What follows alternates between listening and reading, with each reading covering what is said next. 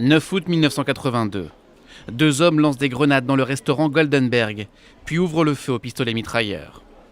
Mustapha Bennemon n'a que 23 ans quand son père, employé comme lui en salle, meurt sous ses yeux. À l'intérieur, il y avait plein de sang, il y avait des morts, il y avait des blessés.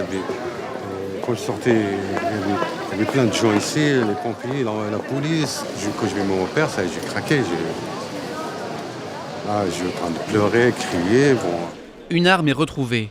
Le juge Bruguière privilégie la piste d'un attentat orchestré par le groupe Abu Nidal, mouvement dissident du Fatah de Yasser Arafat. Des armes du même lot ont été utilisées dans plusieurs attentats revendiqués par ce groupe. Mais l'enquête piétine et impossible de mettre la main sur des suspects. Ce n'est qu'en 2007, grâce à la pugnacité d'un juge antiterroriste, Marc Trévidic, que l'affaire connaît des avancées spectaculaires. Deux témoins essentiels, des anciens du groupe d'Abu Nidal, acceptent de parler anonymement et livrent les noms du commanditaire et des deux exécutants. Le premier, Mahmoud Kader Abed Adra, vit en Cisjordanie mais reste introuvable.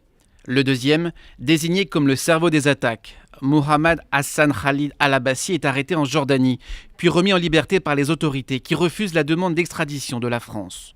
Le dernier, Walid Abderrahmane Abou Zayed, s'est installé près d'Oslo, où il a obtenu la nationalité norvégienne. La France délivre un mandat d'arrêt international, mais la Norvège ne donne pas suite, car à l'époque, elle n'extrade pas ses ressortissants. L'année 2019 change la donne, avec l'entrée en vigueur d'un accord judiciaire entre Oslo, l'Union européenne et l'Islande. Extrader un Norvégien devient alors possible.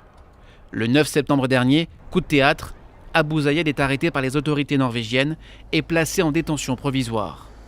Au tribunal d'Oslo, il nie les faits qui lui sont reprochés. Je n'accepte pas une extradition car je ne fais pas confiance au gouvernement français.